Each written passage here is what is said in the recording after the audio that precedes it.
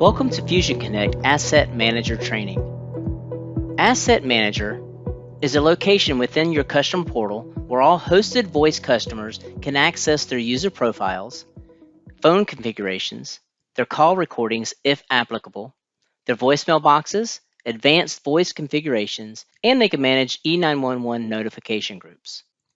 To access your customer portal, the URL is login.fusionconnect.com.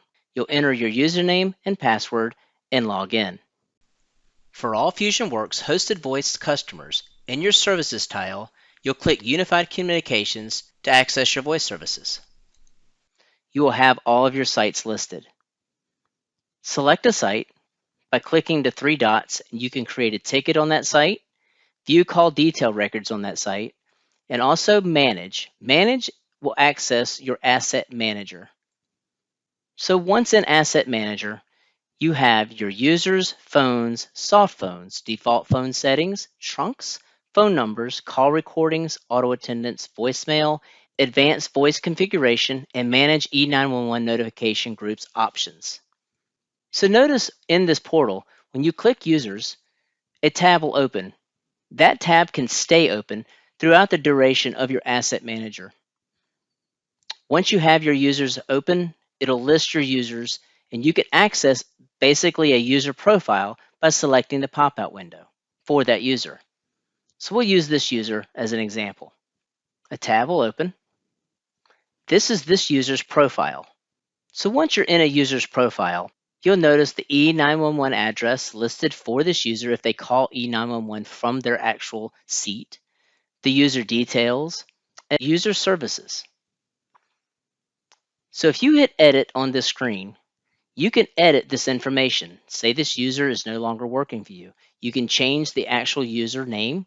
You can change their name in your directory. You can also change their extension.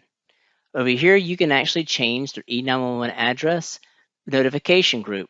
We'll get into that later in this training. You can also here, if you select the eye or hover over the eye, it'll tell you exactly what these options do. Zero out phone number, for example. If I choose this option, I can enter a number. So this voicemail of this user can state at the end of their greeting to maybe press 0 to reach them on their cell, if need be.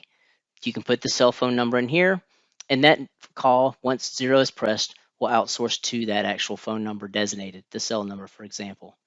For call recording, you can actually turn on, if you have call recordings enabled, or if you've purchased call recordings for a user, you can choose call recordings.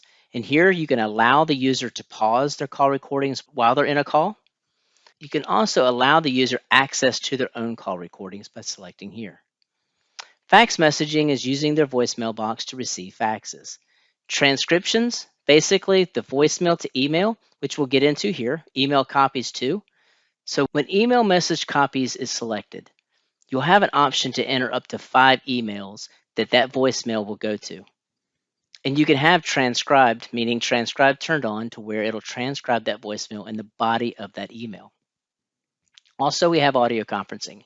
If you choose audio conferencing, it'll actually turn that on for this user, providing them a conference bridge to use.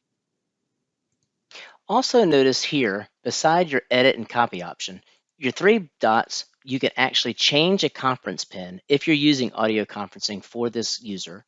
You can also change their voice manager password and their voicemail PIN number.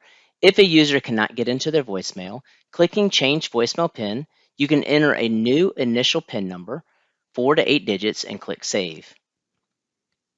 For Voice Manager passwords are also WebEx passwords. So if you choose to change your WebEx user's password, you click Voice Manager Password Reset. Changing this password will be the password the user will use to log in to their WebEx. Going back to your Asset Manager, we also have phones. So under the Phones tab, you'll see here the list of phones on your account and the user they're associated with. So you can edit phone configurations simply by clicking your pop-out window for that phone. Tab will open.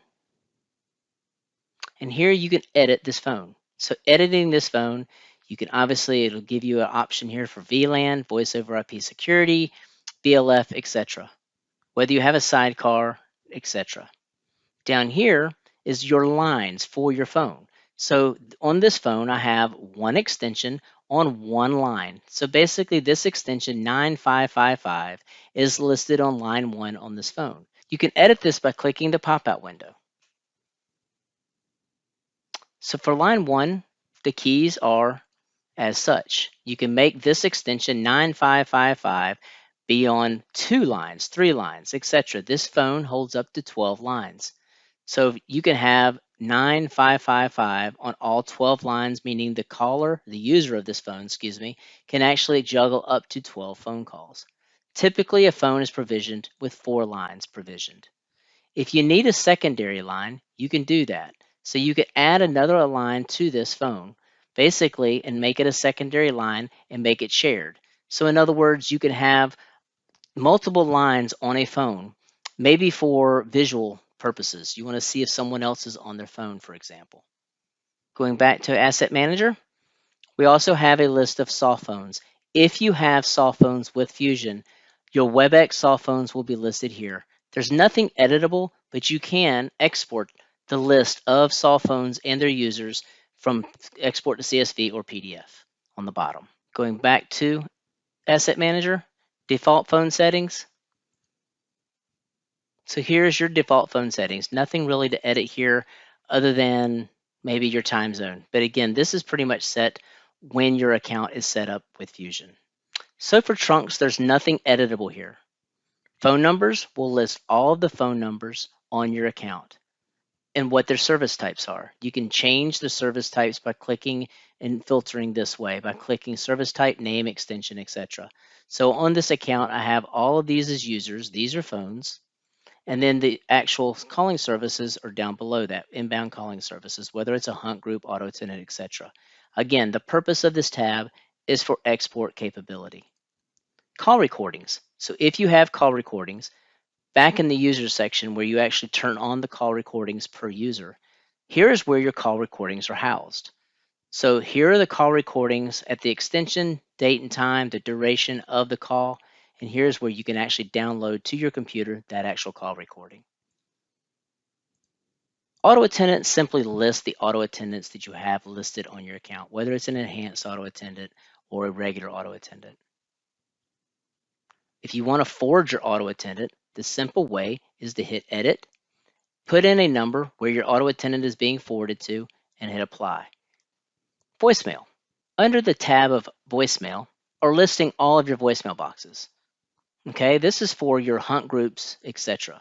So if you have an actual voicemail box, extra voicemail box, it will be listed in this area, and the voicemail boxes for a hunt group, for example. So user voicemail is listed under the user tab. Extra voicemail boxes that you have is going to be listed under voicemail.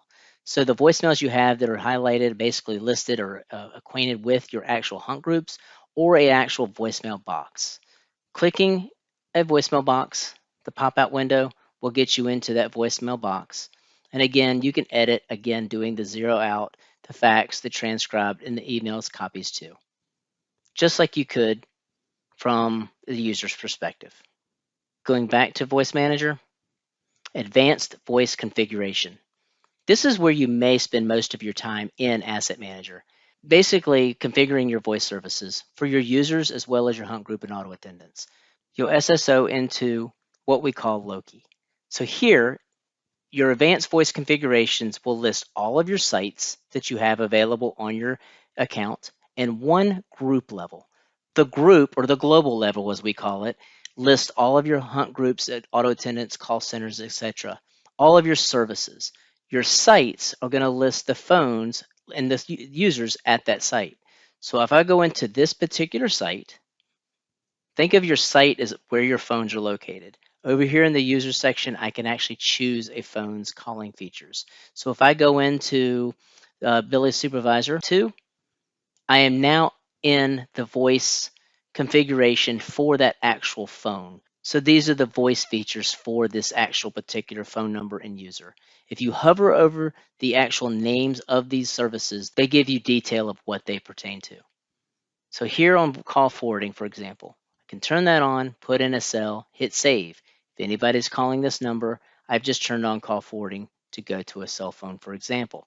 Turning it back off and hit save, I've now turned this off. So from a site level, you can access your phone calling features, which brings us to the one group level that you will have listed on your account. The group level lists all of Fusion's services. Services meaning voicemail, auto attendants, call centers, hunt groups, etc. So your auto attendant configurations will be listed here. You can open up an auto attendant and adjust your auto attendant settings, your call center settings, call center queues, for example, as well as hunt groups. Going back to the portal, Asset Manager, the last but not least, Manage E911 Notifications Group section. Here is where you can actually set up and create an actual group for E911 notifications. So E911 notifications, what this is for is you can create a group. If you do, we'll click Add. We'll call this Test Group. The site, we're going to give it all sites. You can make it site specific if you'd like. So we're just going to choose all sites. Here in this test group, we have 3 different options for how people can actually be notified if any of your users are dialing 911. The 2 types of notifications are SMS or email. So here I'm going to go SMS and put in a number. I'm also going to do another type for another person, maybe an email address. And then a third type, meaning another SMS. So this can be someone else at another location. And we hit apply.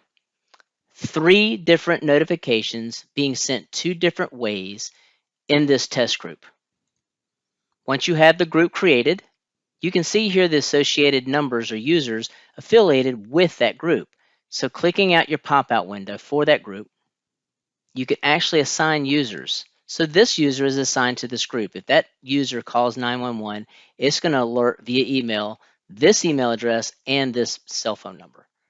Again, they don't have a third type, but I can add additional numbers, additional users, because this is across all sites. As you can see here, all sites. So under emergency notifications, you can create groups or have one group, have every single site listed for all sites and have all your users listed. So if anyone on your site calls E911, up to 3 people can be notified one of 2 ways, either email or SMS, that they have called 911. And we're back to Asset Manager. This concludes your Asset Manager training.